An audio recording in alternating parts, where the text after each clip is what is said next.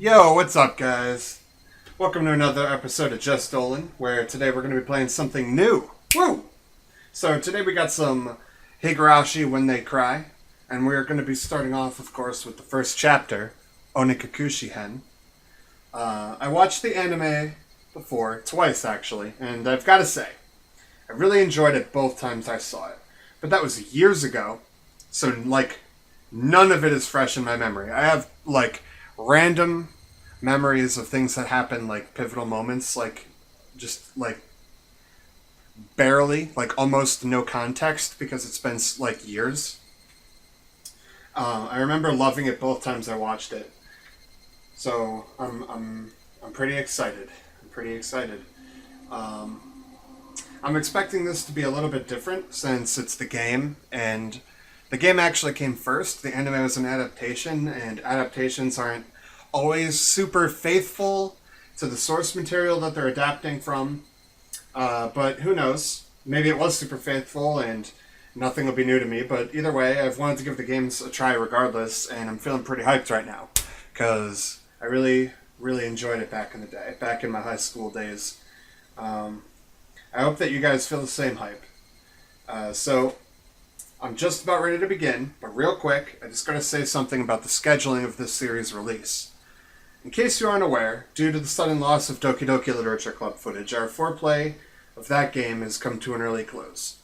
The sudden close of the series has left us low on footage to upload, and so for the time being, this series is going to be uploaded on Monday, Wednesday, and Friday at 2 p.m. Eastern Standard Time, until we have a steady flow of FourPlay to upload again, at which point, this show will probably be moved to 2 p.m. Eastern Standard Time, the block of Just Dolan on Tuesday and Thursday, at 2 p.m. Eastern Standard Time, should this series still be running at that point. Which it should, because I like Higurashi, and I kind of want to play the whole thing, every chapter, all 8 of them. I think there's 8 of them. So, that being said, with that out of the way, I want to get right into the game. I'm really excited. I love Higurashi. And I've wanted to play another visual novel on Just Dolan, because, I love Fire Emblem, okay? Don't get me wrong. I fucking love Fire Emblem, especially Blazing Sword on the Game Boy. Great-ass game. I love it. But there's something kind of therapeutic about playing a chill-ass visual novel on camera for this. It's fun. I like making this content too, so I'm gonna, as craving it. Plus, it's a good substitute for Doki. At least it's the same type of game. It's a visual novel. Although, I do have to say, well, actually, I was gonna say this game can be a bit, strange and creepy and horror-esque, but then I remembered that Doki Doki is kind of the same way. Anyway, let's jump right in. I'm super excited. That's why you guys don't have to hear the cicadas fucking buzzing as much anymore. But that's probably going to be for a long time. That's just something about the game that we're going to have to listen to a lot. I actually like it, though. It's very ambient. Anyway, Onikakushi opening. Welcome to the world of Higurashi When They Cry. The Onikakushi arc will be the opening inviting you into this world. Don't play tough. Please just enjoy life in Hinamizawa to the fullest. The difficulty is extremely high, but I hope you will enjoy the reward. Damn right I will. Hopefully. That sounded creepy. Didn't like that sound effect. Please do not lament. I will forgive you. Oh, wait. That's Bern Castell. Please do not lament. I will forgive you, even if the world will not forgive you. Please do not lament. I will forgive you, even if you will not forgive the world. So please tell me, what will it take for you to forgive me? This is a work of fiction. Any resemblance to actual persons or organizations is entirely coincidental. AD, 1983, the early summer of the 50th year of the Showa era. It's like moving on its own. I'm not clicking. At least it fades out at a good pace. If I was going to be ripped apart anyways, having my body ripped apart would have been far better. I trusted her. No, I still trust her. Even in this very moment, I trust her. But I'm starting to realize I only wanted to trust her because I refused to accept the truth. It was as if I was trying to convince myself in such a silly, sobbing voice. And those tears. Oh, well, that mechanical repetitious sound finally stilled and everything fell silent. Only the cry of the cicadas remained annoyingly loud. And yet, I felt as if I could still hear her voice. But that's not possible. She is no longer speaking. The only one crying is me. She never cried. Even when she repeated those words over and over, she never expressed any emotion because there was none to show. If she had no tears to shed for me, then I shouldn't shed any for her. Then why? This pain, my eyes getting moist. Why was this happening? I still wanted to believe. I hadn't been split apart. That's enough, right? Inside me, an inner voice whispered gently. My spirit had suffered enough. And the countless times I'd wavered over whether I should just throw the battered thing away. Except I've stubbornly refused to do that, haven't I? I'd feel better if I just threw it away. Even knowing that, I chose to believe, didn't I? Only I can understand that painful struggle and appreciate it. Hey, me? I've tried more than enough. I'll acknowledge that much. So, isn't it alright to just take the easy way out? Besides, I'm not throwing it away. I'm leaving it behind. With her. Like flowers by a grave. Now then. Calm your nerves. Even though you can't feel your right arm.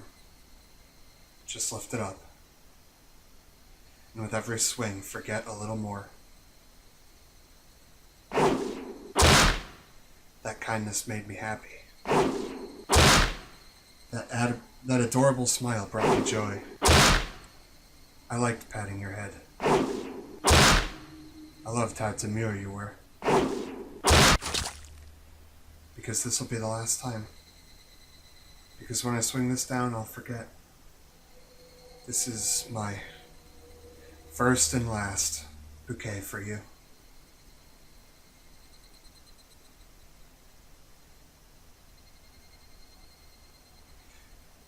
Perhaps I really did love you.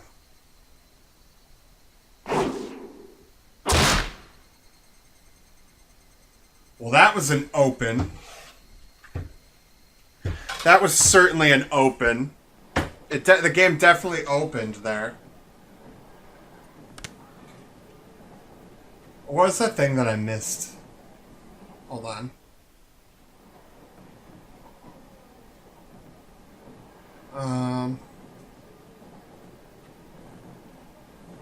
And those tears making a mess of my face. I think that's the thing I missed. Okay, whatever. Somebody has been apologizing for a while now. I wonder what she's apologizing for. It felt wrong to eavesdrop, so I tried to ignore it.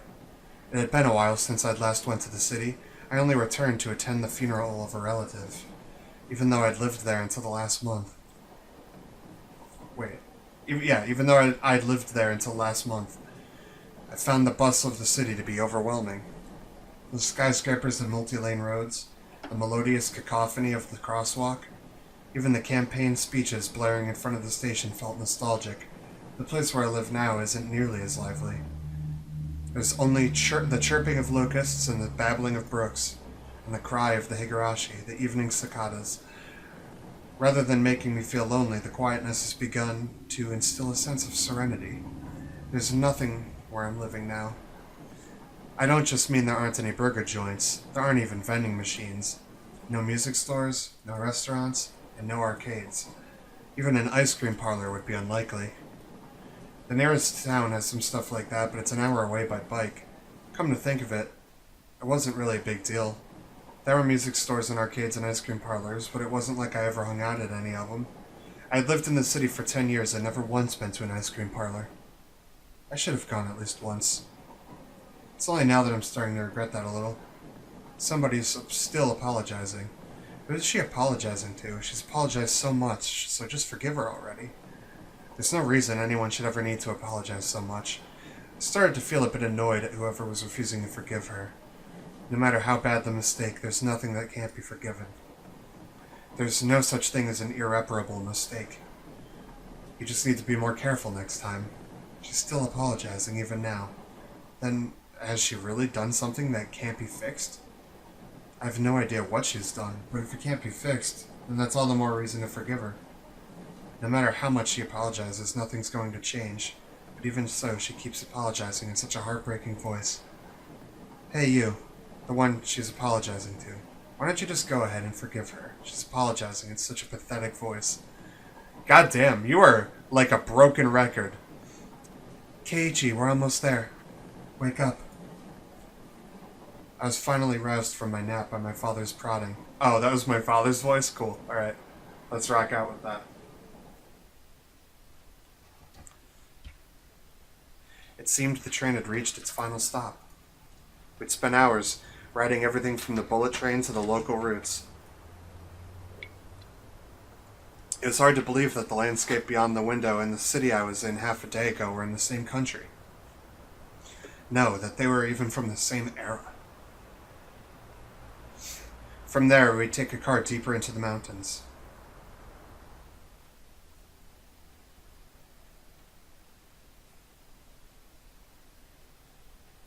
I like the art. Past where the dense forest encroaching on the mountain road suddenly open up.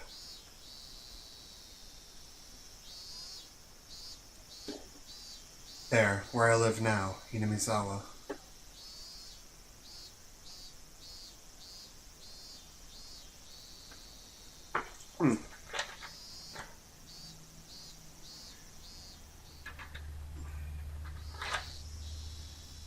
Damn, Keiichi, you, that monologue, man, that was, like, real repetitious. Even though we were approaching summer, the morning air still had a frigid bite, although in exchange you could fill your lungs up with crisp, clean air. Flipping open the window, I was greeted with a verdant expanse. Nothing but trees. A neighboring house was far away on the other side, so I was probably the only one enjoying the view in that air. I filled my lungs with another deep breath. Since I started living in Hinamizawa, I learned that even air had its own taste. I quickly finished getting ready for school and headed downstairs for breakfast. My mother was the only one there. My father was nowhere to be seen. He was probably up working until the early morning. Dad had a rather unconventional job as a painter. It's such a laid-back profession. Get up when you want, sleep when you want, and work when you want. I was so jealous of that easygoing lifestyle. I even wrote for school that I wanted to be a painter when I grew up. Dad was ecstatic about that. It was just because it looked easy. I'd never tell him that, though. Mom laid breakfast out on the table.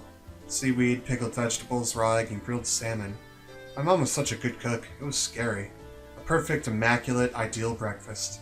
Unlike my dad, who didn't even know the meaning of the word schedule, my mom never squandered any time or effort.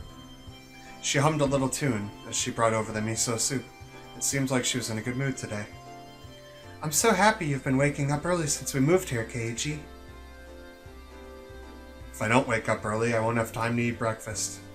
I thought I was being cute, responding with a wisecrack after being praised for being good.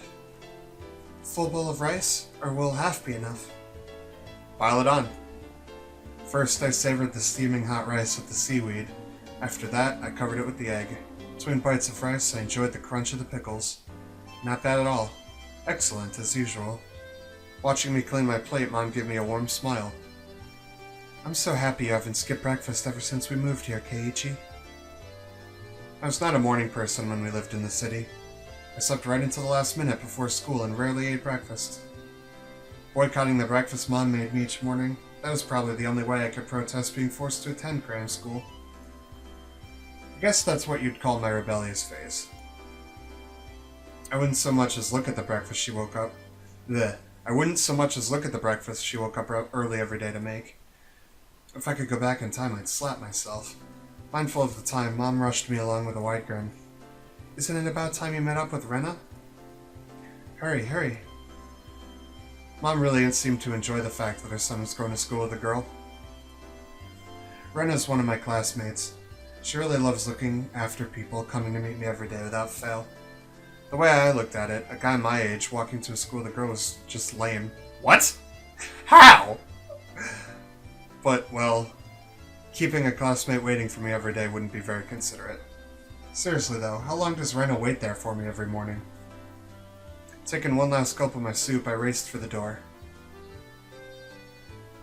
Please thank Rena for the pickles. Please thank Rena for the pickles. Come to think of it, those pickles weren't store-bought, were they? If I'd known that, I would have savored them a bit more. Morning.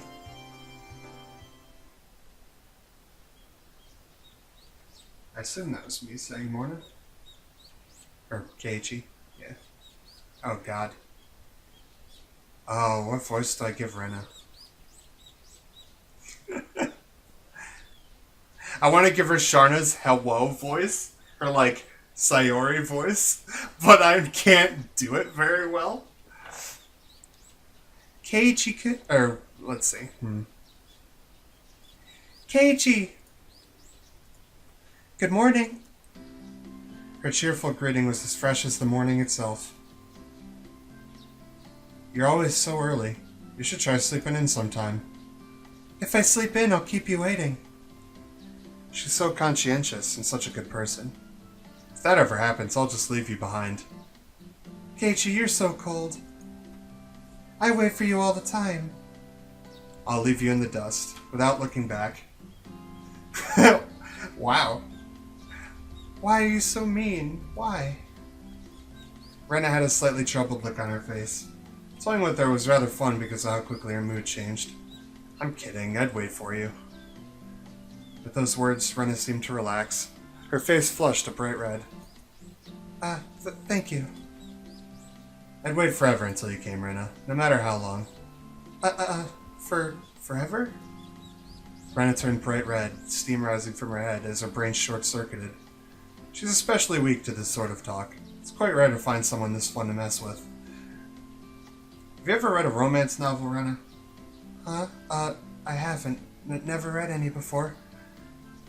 From that response, I gathered she was interested in them, but was too embarrassed to actually buy one. Couldn't imagine what would happen if she did read one. She'd probably turn red and pass out. Yeah, from what I remember of Rena, that's true. Oh yeah, message from Mom. She says thanks for the pickles. It was nothing. You're welcome. How were they? Not too salty? They weren't that salty. Actually, they had a pretty light flavor to them. It would have been just fine to be honest and say they were good, but apparently I couldn't be that forthright. I'd like to ask something before that. Were you the one who pickled them, Rena? Or was it your mom? Huh? Huh? Why do you ask? Were they too salty? Her attitude completely changed as she began to panic frantically. Was it you, Rena, or was it your mom? Why are you asking who made them? Why? Depending on who made them, my opinion of them might change drastically. She counted frantically on her fingers, trying to remember the amount of salt she'd used to pickle them. It wasn't like I was trying to tease her, but I couldn't stop myself. Guys who take pleasure in this kind of thing are probably the worst, guys like me. Rena nervously opened and closed her mouth over and over, trying to muster a response. It was me. Delicious. Huh? Pretty good, just like the last ones. That went perfectly with the rice. Her face went bright red again. She was completely spacing out. It truly was a lot of fun to fuck with her. I pray that Rena never gets taken advantage of by some lowlife. Keep at it, Rena. I'll train you until you handle it like the average person. Or so I decided for myself. Let's go. If we keep Mion waiting, we'll never hear the end of it. Seeing as she just keeps spacing out otherwise, I called Rena back to reality so we could make our way to school. The strange, easily flustered girl is Rena Ryugu. I've only known her for about a month, but I've come to realize it's not just her name that's strange.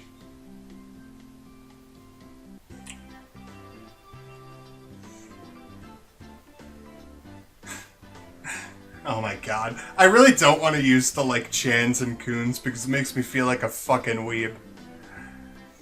Mion, good morning. Coming up to the next rendezvous point, we saw another person waiting for us. Noticing us, she waved. Ah, finally. You two are late. That definitely is the right voice. Usually you're the one who's late. In sharp contrast to the diligent Rena, this one marched to the beat of her own drum. She's Mion Sonozaki. For what it's worth, she's our senior and head of the class. Morning, Rena, and it's been a while, Keiji. How many years? I was only off for 2 days.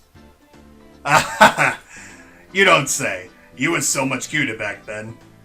Mion's gaze started at my chest, then dropped straight down, focusing on the point between my legs. So she was saying it was my crotch that was cuter back then. Before you ask, just to be clear, I've never actually tried to show it to her. I've grown quite splendidly. You'd be surprised. Not only is he bigger, but he has a little mustache now. What is this dialogue? Being so engorged with energy every morning is quite a problem, though. I'll introduce you next time, so be sure to greet him properly. Don't say next time. Right now it's just fine. How about letting the little guy get a breath of fresh morning air? I don't think I've ever heard talk so dirty you could smell it fouling up the morning air before. Mion sure does act like an old man sometimes. Gotcha. Time for the big reveal. Hope you don't regret it. As my hand reached for my fly, Rena began to ramble in a near panic. Hey, what are you talking about? What are you talking about? What are you talking about?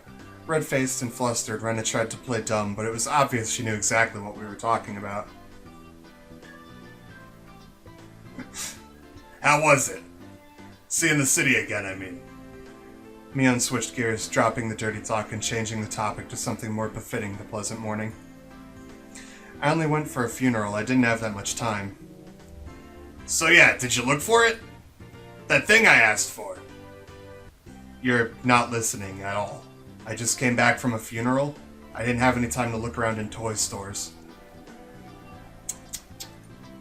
Toy stores and hobby shops are completely different, you know?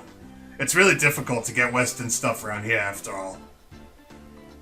Is this about games again, Mion? Mion nodded proudly as Rena giggled. Yep, I wanted Keiichi to bring me a Westport catalog, you see. Westport was short for Western Imported Games. Using that abbreviation did make it sound pretty geeky. You could just get them to send you one in the mail, can't you? Well, I guess I have to now. I'm gonna get another game full of hot action. This time I'd like a game that's easy to understand. Mion is a board and card game enthusiast, and I hear she's collected quite a lot of different ones. According to Rena, Mion's room has kind of become a museum for domestic and foreign games. If there's a game you'd think I'd understand, let me play too. Heh, of course. If Keiichi is up for it, I should warn you though, we're pretty tough. Just what I want. I play all sorts of games, I don't intend to lose. Whoa, then we'll let you in the group this time, I guess. Oh, whoa, then we'll let you in the group this time, I guess. I guess. Bristling with the joy from head to toe, Rena looked back and forth between me and Mion. Mion gave her an affirmative wink, and her expression perked up even further. It's hard to tell who's talking. It's really hard to tell who's talking, actually. I thought boys preferred playing outside more, so... Wait, that's definitely Rena. I thought boys preferred playing outside more, so... I figured you wouldn't want to. Rena laughed happily. From such a friendly conversation, you wouldn't think I had moved here less than a month ago. I understood that they did all they could to make a transfer student like me feel at home. I'll have to try harder to fit in so they won't feel like they have to try and make me feel welcome. I felt like if I acted a bit more open than I usually am, it should probably be about right for this place.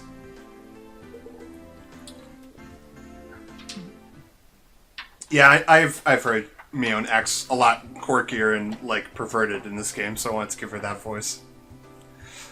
I think it fits pretty well, actually.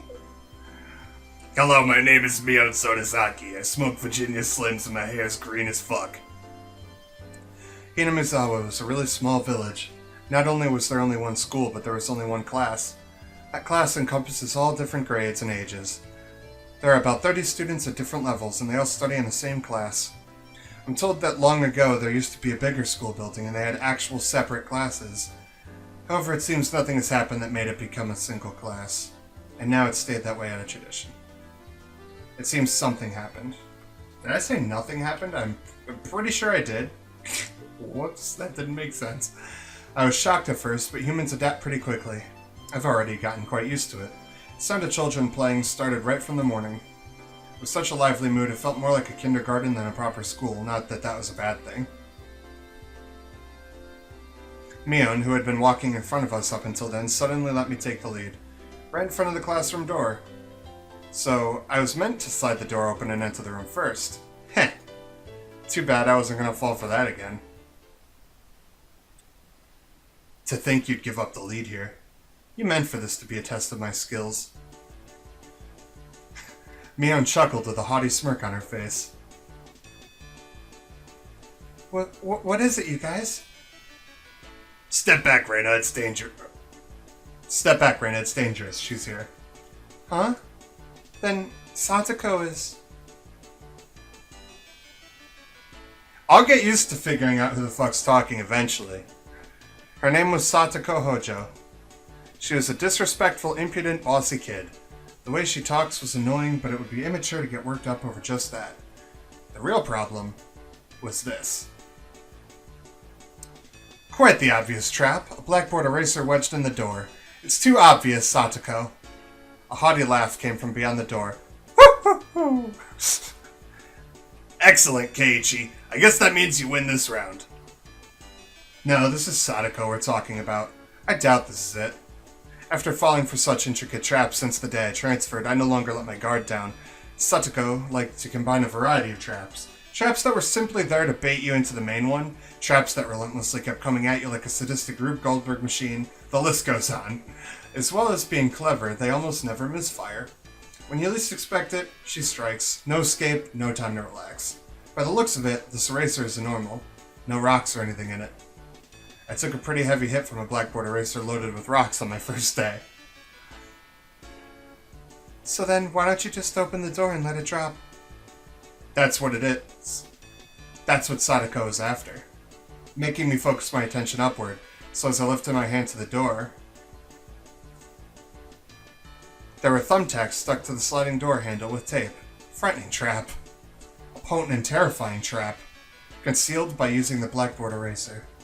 An impressive combination, Satoko, but in the end, nothing more than the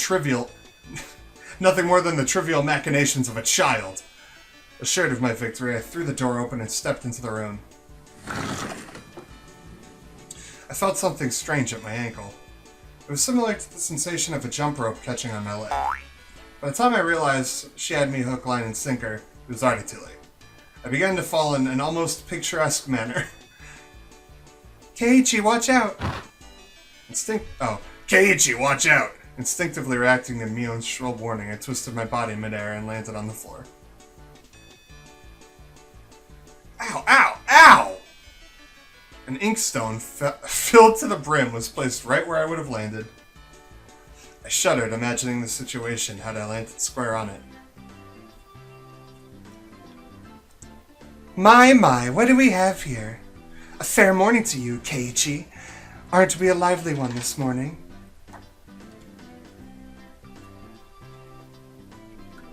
Still sprawled in an awkward position, I was greeted by a mocking voice.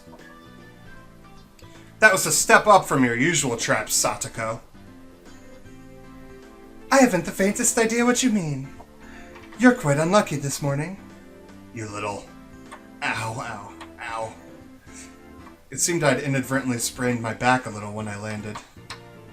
Better than landing on the inkstone. Small hand gently rubbed my head. Pain, pain, go away.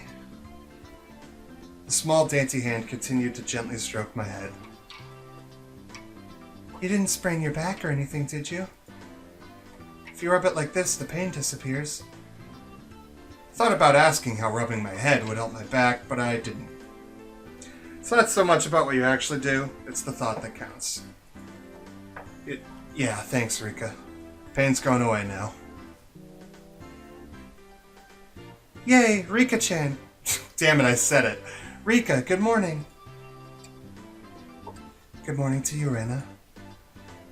A good morning to all. Rika greeted each of us with an adorable bow. It was infectious. Rena, Mion, and I all bowed back. You're such a good kid, Rika. So much better than Satoko. I glared over in her direction. Satoko was whistling while rather deliberately trying to avoid eye contact. I am the very model of a good girl.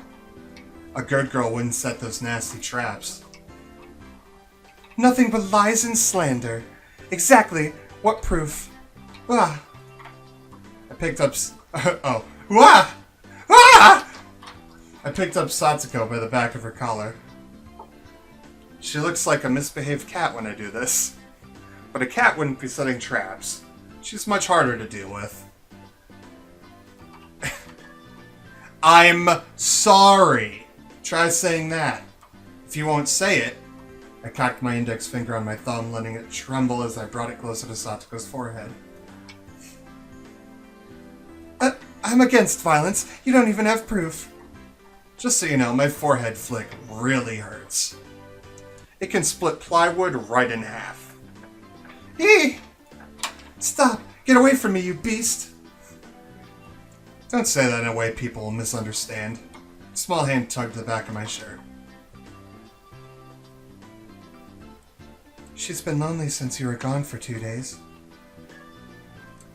Rika really is just so... How could I do anything more after being told that? I gently released my grip on Satoko, who at this point was on the verge of tears. She still had her eyes clamped shut as she braced herself for the forehead flick.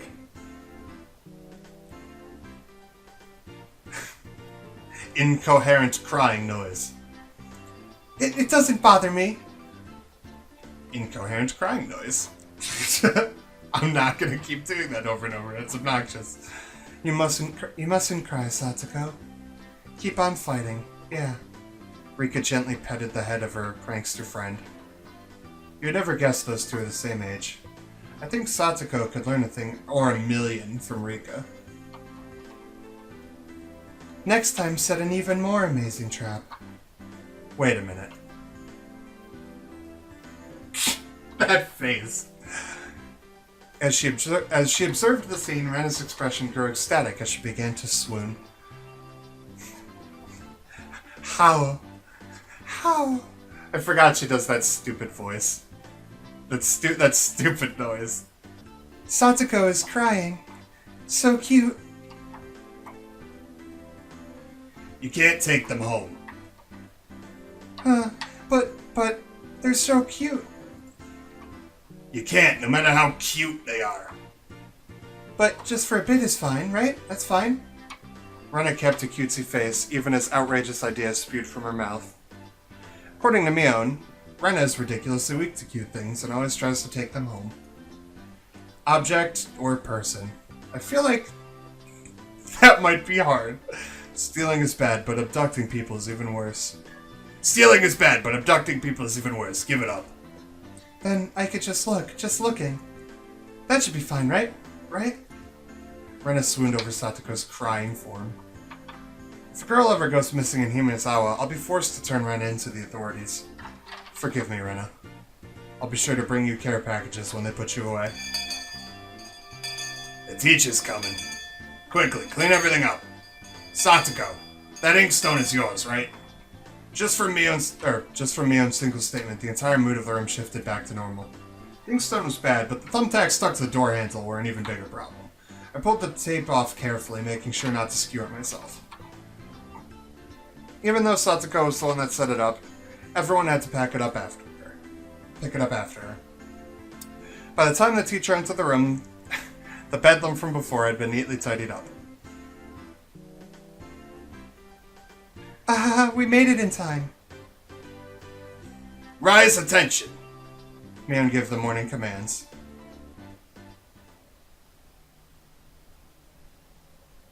Okay. Well, I think that's a good place to end the episode off for today. We got to meet the majority of the main cast. And next time, here on Just Dolan, we're going to be enjoying our first day in Hinamizawa. Okay, well, not Keiichi's first day, but our first day. We got through the morning. We made it to school, you know. I do remember most of what just happened from the anime. But what I don't fucking remember is how weirdly perverted Mion is. And I thought people were joking, like a little bit. I thought they were just joking. But that makes me like her even more. That's actually very funny. Anyway, I hope you guys enjoyed. Next time, hopefully we can at least get through the rest of this day. I'm going to try to keep these episodes down to about 30 minutes-ish. This one went on a little long because we had a longer intro. But 30 minutes is what I'm going to go for this series, I think. I think that gives me enough time to progress enough and then also wrap it up at a nice spot. Some videos might go a little bit shorter or a little bit longer if I find it necessary, because I don't want to leave off in the middle of something. That being said, have a great rest of your day, you guys. This is going to be airing again at 2 p.m. Monday, Wednesday, Friday for now. 2 p.m. Eastern Standard Time, Monday, Wednesday, Friday.